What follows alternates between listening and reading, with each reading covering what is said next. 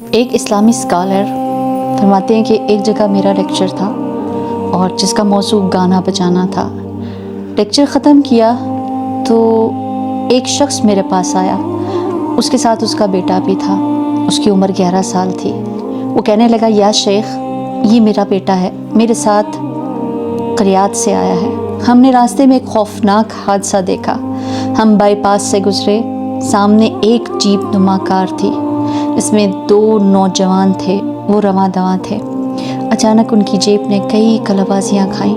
وہ دونوں نوجوانوں کو میں نے دیکھا کہ وہ کھڑکیوں سے باہر آ پڑے، ان کے لباس پھٹ گئے۔ میں پہلا شخص تھا جو وہاں پہنچا۔ میں نے فوراً طبی امداد کی، اور یہ کوئی پہلا موقع نہ تھا کہ میں نے کار کا حادثہ دیکھا۔ میں ایسے حادثے اور ان میں مرنے والوں کی لاشیں ایک زمانے سے دیکھتا آیا ہوں اور سانے دیکھنے کا عادی بھی ہو چکا ہوں۔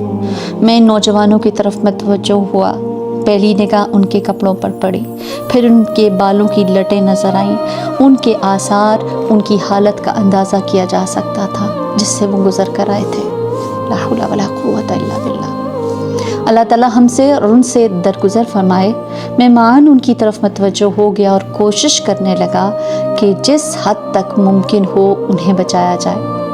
ان میں سے ایک زمین پر منہ کے بل اوندا پڑا ہوا تھا، چہرہ خاک آلود تھا، جسم ابھی تک گرم تھا۔ میری سمجھ میں نہیں آیا کہ وہ زندہ ہے یا مر گیا ہے۔ اس کی پتلون اور قمیص پھٹ چکی تھی، اس کے کپڑے بھی خون آلود تھے، اس کی انگلیوں کی پوروں سے بھی خون کی بوندیں ٹپک رہی تھیں۔ میں نے اسے سیدھا کیا اور پشت کے بل لٹایا۔ چہرے پر اس قدر گہری خراشیں تھیں کہ چہرہ ناقابل شناخت ہو گیا تھا، بس مونچھوں کے کچھ بال ہی صحیح سالم تھے۔ میں نے اسے آواز دی، تھپک تھپک کر دیکھا تو معلوم ہوا کہ وہ مر چکا ہے۔ پھر میں دوسری زخمی کی طرف لپکا، وہ بھی اوندا گرا پڑا ہوا تھا۔ اس کے وجود کے نیچے کی زمین خون سے بھری ہوئی تھی، کپڑے خون سے رنگین تھے، ٹوٹی ہوئی ہڈیاں صاف دکھائی دے رہی تھی۔ سب سے کاری ضرب سر پر آئی تھی، کھوپڑی پھٹ گئی تھی، بھیجا باہر نکل آیا تھا۔ میں یہ خوفناک منظر دیکھنے کی تاب نہ لا سکا۔ یاد آیا کہ میرا بیٹا بھی میرے ساتھ ہے۔ میں نے بیٹے کی طرف دیکھا تو وہ آنکھیں بند کیے کھڑا تھا۔ میں نے کوشش کی کہ اپنے بیٹے اور زمین پر پڑی ہوئی لاشوں کے بیچ میں کھڑا ہو جاؤں تاکہ میرا بیٹا یہ دلخراش منظر نہ دیکھ سکے۔ لاش کے ارد گرد پاسپورٹ، پٹوا اور سگریٹ کی ڈبیاں بکھری پڑی تھیں۔ یہ چیزیں دیکھ کر اندازہ ہو گیا کہ اس کے پاس قرآن کریم یا مسواک وغیرہ جیسی کوئی چیز نہیں۔ میں نے اس کے سر کی طرف غور سے دیکھا تو وہاں ایک کیسٹ زمین پر گری ہوئی تھی۔ کیسٹ اور سر کے درمیان صرف ایک بالشت کا فاصلہ تھا۔ میں نے جھک کر کیسٹ کی عبارت پڑھنے کی کوشش کی تو دیکھا کہ اس کے بھیجے کا ایک حصہ کیسٹ کے اوپر گرا ہوا ہے۔ اس وجہ سے کیسٹ کی تحریر پڑھنا تو بھر تھا۔ میں نے ہمت کی، کیسٹ اٹھائی، ایک کنکر لیا اور اس کیسٹ پہ پڑا ہوا مغز کا لوتھڑا صاف کر دیا۔ اب معلوم ہوا کہ گیتوں بھری کیسٹ تھی۔ اس کا عنوان تھا، میں تیری محبت میں نغمہ سرا ہوں۔ کیسٹ کا فیتہ باہر لٹک رہا تھا، یوں لگا جیسے وہ کسی چیز کے ساتھ اٹکا ہوا ہے۔ میں نے یہ معلوم کرنے کی کوشش کی کہ یہ کس چیز سے اٹکا ہوا ہے۔ اچانک میری نظر کار کی ٹیپ ریکارڈر پر پڑی، وہ زمین پر گرا ہوا تھا۔ اس سے اندازہ ہوا کہ حادثہ اس قدر شدت کا تھا کہ کار کا ٹیپ ریکارڈر بھی باہر نکل پڑا۔ اب سمجھ میں آیا کہ یہ کیسٹ اپنی جگہ سے نکلنے کے بعد زور سے زمین پر آ پڑی اور پھر اس نوجوان کے سر پر جا کر گری، جہاں اس کے بھیجے کا لوتھڑا اس کیسٹ پر عین اس جگہ آ کر جہاں یہ عبارت لکھی ہوئی تھی، میں تیری محبت میں نغمہ سرا ہوں۔ میں عبرتناک منظر دیکھ کر لرز گیا۔ نہ جانے مرنے والا کس فنا پذیر ہستی کی یاد میں یہ کیسٹ سن رہا تھا۔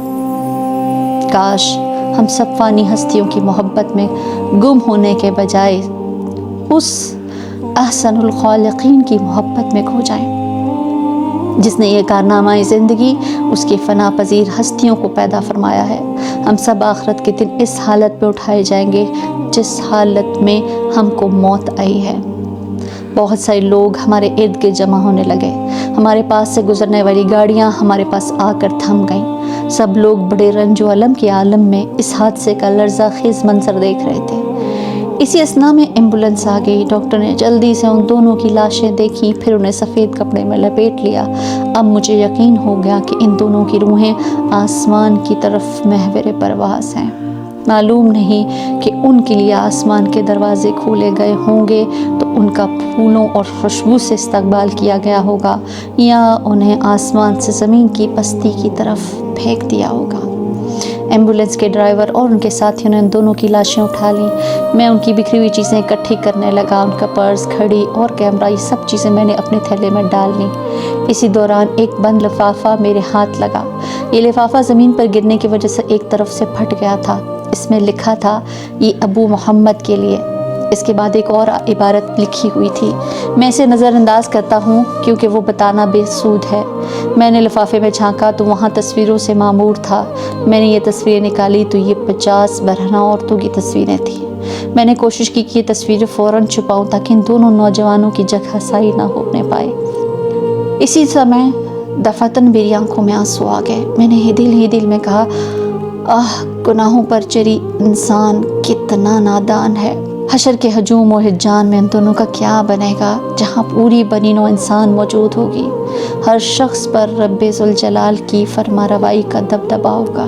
मीज़ान अमल गाड़ दी जाएगी। हर फर्द का खोट और खरापन, नेकी और बदी, अच्छाई और बुराई उजागर होकर सामने आ जाएगी। ऐ रब्बे करीम, हमें अपनी सत्तारी और गफ़ारी की पर्दे में ढांप ले।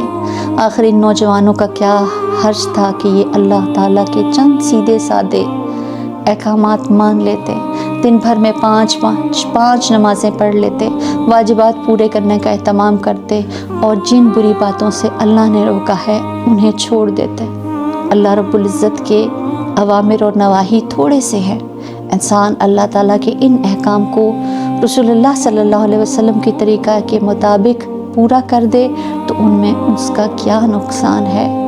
अल्लाह के बंदों पर बस यही फ़र्ज़ लागू होता है कि वो अल्लाह ताला की अताअत गुज़ार बन जाए और दोनों जहानों में कामयाबी और सरफराजी का ताज पहन लें।